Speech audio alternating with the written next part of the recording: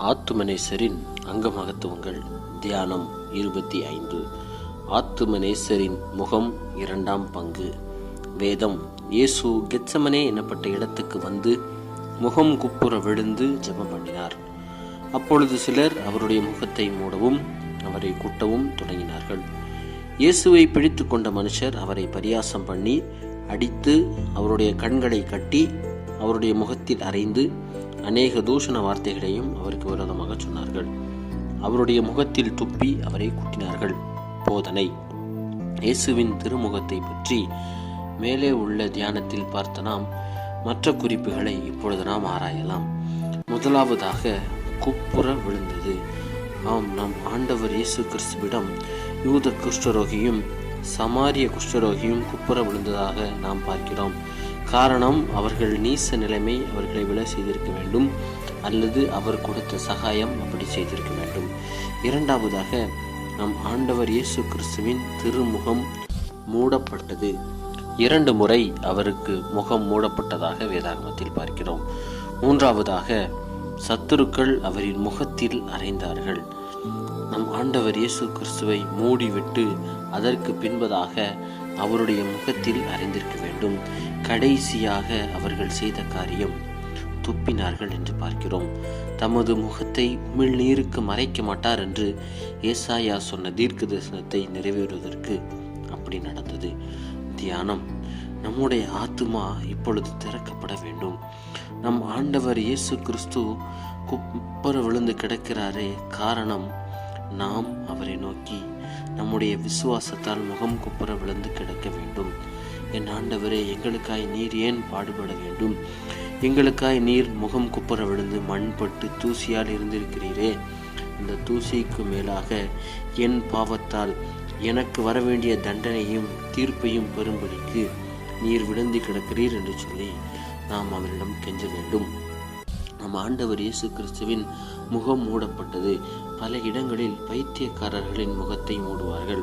நம் ஆண்டவர் இயேசு கிறிஸ்து நம் மீது கொண்ட அன்பு பிறருக்கு பைத்தியமாய் தோன்றலாம், பிசாசுக்கு பைத்தியமாய் தோன்றியிருக்கலாம்.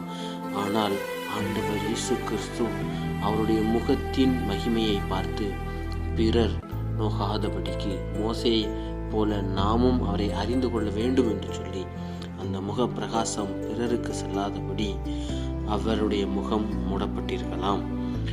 மூன்றாவதாக அவர் நம்முடைய ஆவியை அடக்கி குப்புற வெளியே செய்திருக்கிறார் என்று சொல்லி நாம் பார்க்கிறோம். ஏன் அந்த உமிழ் நீர்?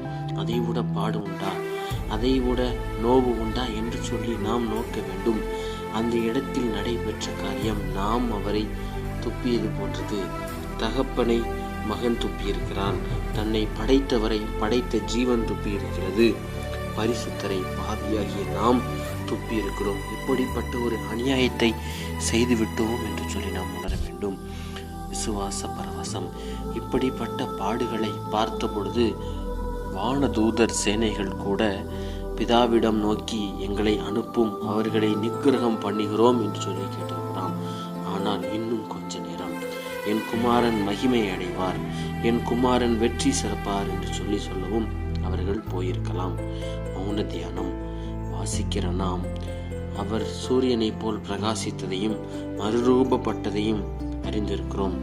அவர் பட்ட பாடுகள், அவர் அடிக்கப்பட்டது, விசேஷமாய் உமிழ்நீர் பட்டதை நோக்கி சற்று நேரம் கண்ணீரில் நாம் யோசிக்க வேண்டும். விசுவாச முத்தம். நாம் நம் ஆண்டவர் இயேசு கிறிஸ்துவிடம் பணிந்து குனிந்து மீண்டும் செல்ல வேண்டும். யூதாசை போல் காட்டி கொடுக்கதல்ல, இந்த உலகத்தில் உம்மை நீரே இரட்சகர் என்று காட்டுவதற்கு என்று சொல்லி ஜெபிப்போம். ஜெபம். சர்வ வல்லமையுள்ள தேவனே, எங்கள் வீட்டாராகிய எங்களுக்காக நீர் காட்டி கொடுக்கப்படவும், அக்கிரமக்காரரின் கையில் ஒப்பு கொடுக்கப்படவும், மரணம் அடையவும் சம்மதித்த காரணமாக பல பாடுகளை சந்தித்தீர். அதை நாங்கள் செய்தோம் என்று ஒப்புக்கொள்கிறோம். எங்களை மன்னித்து கண்ணோக்கி பார்த்து என்றென்றைக்கும் ஜீவித்து அரசாளுகிற உண்மை நோக்கி வேண்டிக் கொள்கிறோம்.